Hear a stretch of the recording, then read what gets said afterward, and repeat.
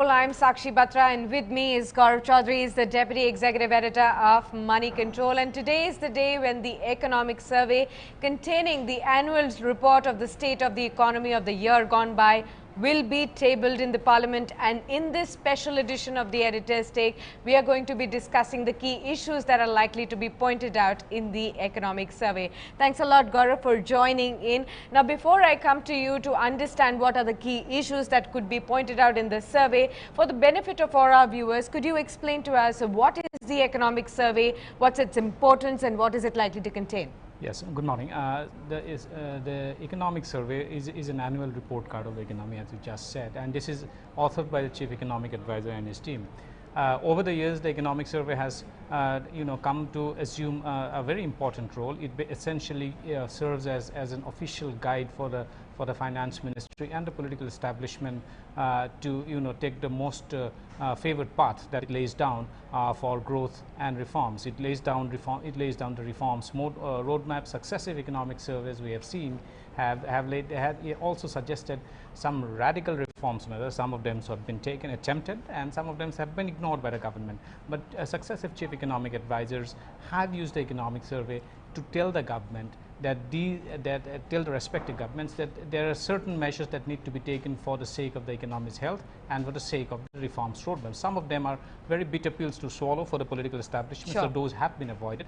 But some of them have been attempted. Say, for instance, in the economic survey 2 years ago, we saw the former chief economic advisor Arvind Subramanian actually recommend an universal basic income and come up with a very strong argument and a very strong theoretical argument backed with evidence and also very strong economic logic. Sure. Why the time for an universal basic income in India has come, and why this is probably going to be the most comprehensive and the most effective poverty alleviation scheme that India should attempt. The government hasn't done that, but what we did see a year later was that the government actually rolled out something called the PM Kisan, which was a targeted income support scheme, which has subsequently now been universalized, so to say, to include all farmers. Yes. Likewise, we have seen in previous instances, in the previous UPA government, chief economic advisors have told the finance minister and the government that reforms need to be undertaken. Say, for instance, in a couple of years ago,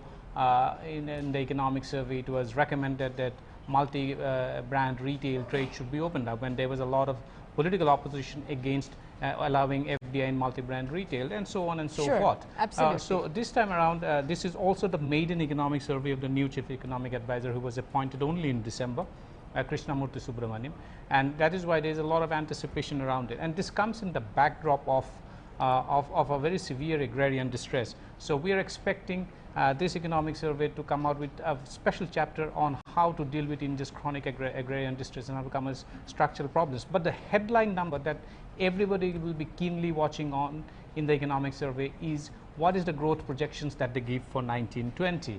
As we have seen, growth has considerably slowed down. In January-March, GDP grew 5.8%. In the backdrop of that, and there is evidence that consumption spending has slowed down because people are buying fewer cars, and that's an example that consumption spending has actually, decelerated significantly. In the backdrop of all of this, what does the chief economic advisor and his team think about India's growth prospects? What is the road ahead, and what needs to be done to turn around the economy, or engineer a quick turnaround in the economy, which was and probably is going, if things persist in current trend, could lose its status as the fastest growing major economy. But the thing that the government will be watching out for, and also all analysts in economics, is what does the chief economic advisor and his team think about India's growth prospects? Absolutely, and that is what I was wanting to understand from you. In this three-part document, the first part is where we see chief economic advisor's own thoughts about what does he think about the state of the economy. Since this is going to be the maiden economic survey authored by Dr. K.V. Subramanian, we'd like to understand how different will he think from his predecessors. He would want to actually leave his imprint also behind, just like how his predecessors, Arvind Subramanian and Raghuram Rajan, have also done that. Absolutely. And every chief economic advisor would like to leave his or her imprint on the economic survey. This is their primary work. This is their primary assignment that they bring out during the year, and this is something that they would always like their authorship to be remembered for. So they would like to leave a legacy. For instance, in the case of Arvind Subramanian, we always always found out he enjoyed a degree of literary flourish. Yes. And that is why, as much as it was about annotations and economic arguments, it was also great work of literary flourish. Yes. We would not know yet whether his successor Krishnamurti Subramanian will also follow a similar tradition. But it will be interesting to see what kind of a style of presentation Krishnamurti Subramanian adopts, and whether he's going to bring it down back to. There was a time when the economic survey was a single volume book. Yes. Arvind Subramanian expanded it to 2 volume, widening the area of economic discourse, particularly also including many social sector issues, rather than keeping it limited to only public finance and macroeconomics. Krishnamurti Subramanian may continue with that, or rather narrow it down into a more compact volume. Yes. Those things need to be watched out for, whether he is going to add another special chapter to it, whether and not just this economic survey. What is the economic survey? I mean, we'll get an idea of what his successive economic surveys could be in the coming years. Interestingly, I would be very keen on finding out what he writes in the signed preface. Okay. That is going to be his views only, his individual views, and sometimes these views can run contrary to the popular thinking in the existing the current political establishment. That's going to be very, very interesting what he comes out and say in the signed preface, and also what is the special chapter that he comes out with. As I had said before, Arvind Subramanian once came out in one of his economic surveys, came out with a special chapter on universal basic income, and in another economic survey he had come out with a special chapter on what called the JAM Trinity, Jan Dhan, Aadhaar and Mobile. Yes. In this case, we'll have to see whether there are any kind of abbreviations. And JAM actually as an abbreviation was first floated by Arvind Subramanian, and then it has gained both a political and a policy currency of its own. Yes. Maybe Krishnamurti Subramanian will follow suit. What is the signature that he'll leave in his first economic survey in the form of a special policy intervention, and which is the particular sector that is going to pick up? It's going to be interesting to see. Absolutely. One more interesting thing to watch out for, what will be the color of the cover as well. Last time around we saw a pink covered economic survey that was also brought about by Arvind Subramanian, indicating that we need more gender neutral policies as well. So this time we'll just have to see what he does. This time I wouldn't be surprised if it's of green in color, given the agrarian distress and also the environment, or if it is in blue in color, given the water crisis. Given the focus on water and the ball that has been set rolling by Prime Minister and making it a nationwide scheme. So it's going to be interesting. The color is going to be an interesting thing, because it's going to subtly tell us which way policies are going to move in the finance ministry. Absolutely, and you rightly pointed out that the economic survey is a curtain raiser, a precursor to the budget as well.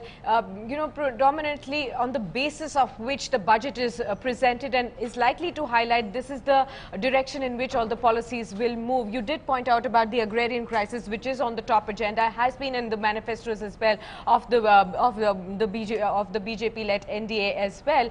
But what we'll also have to watch out for, what are the other prime concerns? So economic slowdown is one major concern. Consumption slowdown is the other major concern. There is a lack of jobs as well that we all need to watch out for. So these are the obvious things. So he's going to clearly going to talk about the agrarian distress, clearly going to talk about jobs, and clearly going to talk about revival in the broader economy. But it's also going to be interesting to see what the economic survey talks about the current liquidity crisis in NBFCs, and that is something that everybody would begin, because it could give it could give a cue of what the government is thinking about the current liquidity crisis. I mean, there has been demand of a special fund for easing NBFCs. You cannot allow shadow banks to remain in crisis for such a long time, because they perform a very, very important role, particularly in making funds available for a vast consuming class. Say for instance, every time we go out and buy a car or a two-wheeler, it's essentially mostly from an NBFC. So you cannot allow NBFCs to suffer for so long, and so there has to be something. And what is the way out? What is the structural problem recommendation? What is the structural regulatory solution? Is he going to recommend a special regulatory architecture for NBFCs? That's going to be very interesting to see. And you also pointed out that Arvind Subramanian, the predecessor, had also pointed out this unique idea for universal basic income.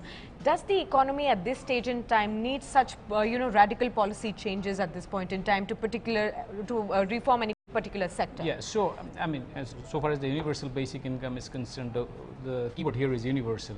That would mean that everybody, whether regardless of whether the person is, jobless or has a job, is concerned, everybody should get it. So I don't think that is coming yet. Yeah. And given my interactions with the current chief economic advisor, I don't think he's greatly in favor of that kind of an idea. But what I gather and what I expect is that this is probably going to recommend a decisive policy shift towards solving India's chronic agrarian distress. So he's going to come out, I expect him to come out with some radical solutions, both regulatory and the use of technology and big data and AI, artificial intelligence, and probably technologies like blockchain, etc., for bringing farmers closer to the markets, for breaking down the current fragmentation in Indian agriculture markets and integrating the markets in Indian agriculture so far as the entire country is concerned. That is something that I'm going to keenly watch out for. It's going to be very, very interesting, because for all we know, whatever he recommends, some of those could find some imprint in tomorrow's budget. In fact, I wanted to ask you, is it really mandatory for the government to follow all the policy changes which are recommended in the economic survey? Definitely not. It's and nothing is binding so far as the economic survey is concerned. The government may decide completely to ignore it, or government may actually take it as some kind of, as a policy guidebook. We have seen budgets where budgets have reflected what is being said in the economic survey a day after it is presented. Yeah. And we have seen budgets have completely ignored what the economic survey had said a day before. Okay. It's going to be interesting to see, because a new finance minister is going to present a budget a day after the economic survey is presented, which is a maiden economic survey of a new chief economic advisor. Everything is new here, and the conditions of the economy are very different from, say, 2018. We are in the middle of a consumer slowdown, consumer spending slowdown, investment is decelerating, external conditions are wobbly, and agrarian distress is deeply spreading across the country. So that is something that the conditions are very well defined and well known.